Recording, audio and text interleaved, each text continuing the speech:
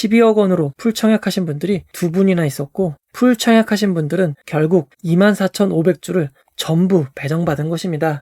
안녕하세요, 아이언입니다. 오늘은 11월 14일 월요일 상장하는 윤성 FNC에 대해서 알아보도록 하겠습니다. 꼭 이 영상 참고하시고 청약 안 하신 분들도 주의하시기 바랍니다.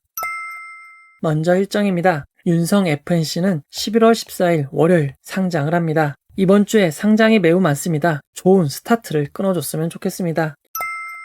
이어서 우리사주조합의 실권을 확인해 보도록 하겠습니다. 윤성 FNC는 우리사주조합에 5%의 주식을 배정하였습니다. 99,738주이고 공모가를 반영하면 약 49억 원입니다. 1인당 평균 우리사주조합 배정 규모가 2,361만 원입니다. 아주 큰 규모는 아닙니다. 그러나 우리사주조합에 배정된 주식이 모두 청약되지는 않았습니다. 우리사주조합은 배정된 주식의 17.13%에 해당되는 17,090주만 청약하였고 최종 배정되었습니다. 우리사주조합에 대규모 실권이 발생한 것입니다. 최종 배정된 규모는 1인당 405만원 밖에 되지 않습니다. 상황이 이쯤 되면 기관 투자자들도 혹시 참여하지 않았을까 걱정이 되었지만 배정받은 165곳의 기관 투자자들은 모두 청약을 하였고 모두 배정이 완료되었습니다. 다만 우리사주조합의 실권 물량이 기관 투자자들에게 배정이 되면서 기관 투자자들의 최종 배정 규모가 더욱 커졌습니다. 일반 청약자의 배정 규모를 확인해 보도록 하겠습니다.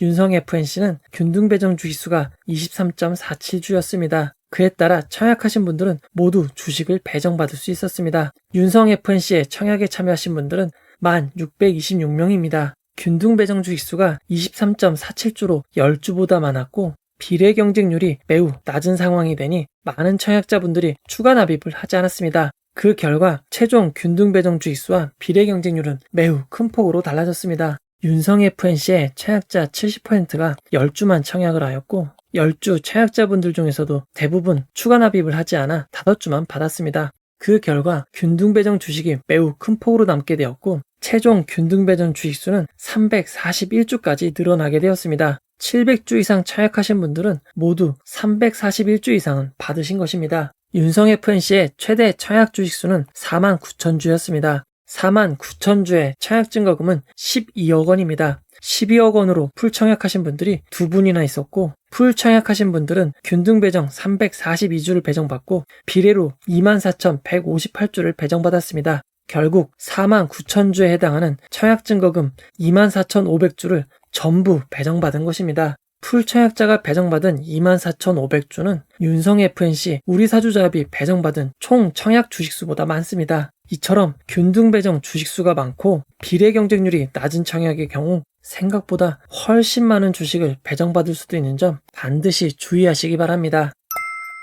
윤성 FNC의 최종 유통 물량을 알아보도록 하겠습니다. 윤성 FNC는 수요 예측 당시 659곳의 기관이 참여하여 67.49대 1의 경쟁률을 기록하였습니다. 의무 보유 확약은 건수 기준 4.86%, 수량 기준으로는 0.14%로 매우 낮았습니다. 의무 보유 확약을 신청한 기관들은 평균 수요 예측 참여한도의 0.3%만 신청하여 매우 조금만 신청하였었습니다. 그에 따라 의무 보유 확약이 많이 배정되기를 기대하기는 어려웠지만 실제 결과는 더욱 참혹했습니다. 이번 청약에서 아예 의무 보유 확약이 배정되지 않은 것입니다. 윤성 FNC의 공모가 49,000원 기준 상장 시가총액은 제법 규모가 큰 3,910억 원입니다. 상장일 유통 가능한 주식수가 약 48만 주가 있고 최종 상장일 유통 가능 비율은 30.82%입니다. 우리사주조합에 실권 물량이 생기면서 오히려 상장일 유통 가능 물량이 더욱 늘어났습니다. 시가총액을 반영한 금액으로 따지면 무려 1,205억 원이나 됩니다. 주체별 유통 물량을 알아보도록 하겠습니다. 상장일 주체별 유통 물량 비율을 알아보면 기존 주주가 19.59%, 일반 청약자가 18.48%, 국내 기관 투자자가 22.45%, 해외 기관 투자자가 제일 많은 39.48%를 차지하고 있습니다. 기존 주주의 비율이 19.59%로 그리 크진 않지만 윤성 FNC의 상장일 유통 가능 금액이 크기에 금액으로는 236억 원입니다. 비율은 작지만 금액은 살짝 부담스러운 수준입니다. 기존 주주는 한 곳의 기관 투자자와 미리 주식을 나누어준 우리사주조합 물량밖에 없습니다. 다만 두 주체 모두 단가가 공모가의 약 절반에 가까운 25,000원 정도이기에 빠른 매도에 나설 가능성도 있습니다. 여기에 원래 매도 타이밍이 빠른 해외 기관이 무려 39.48%나 됩니다. 기존 주주도 기존 주주이지만 외국인 기관 투자자의 비율이 제일 많은 점이 제일 큰 변수가 될 것 같습니다. 올해 상장한 종목들의 유통 물량과 비교해보면 윤성 FNC는 나레나노텍, 범한, 퓨얼셀보다 조금 더 많고 보로노이, 소카보다는 조금 더 적습니다. 윤성 FNC의 상장일 주가 범위를 알아보도록 하겠습니다. 윤성 FNC는 상장일 최악의 경우 39,000원에서 최상의 경우 127,400원이 될 수 있습니다. 청약하신 분들을 위해 꼭 좋은 결과만 함께하기를 바라겠습니다. 이제 결론을 내려보도록 하겠습니다. 최근 청약이 매우 많습니다. 청약하신 증권사를 혼돈하실 수 있습니다. 윤성 FNC는 미래에셋증권 단독으로 진행되었습니다. 청약자 숫자가 많지 않기 때문에 상장일 렉은 없을 것 같습니다. 윤성 FNC의 비례 경쟁률은 3.47대1로 낮았습니다.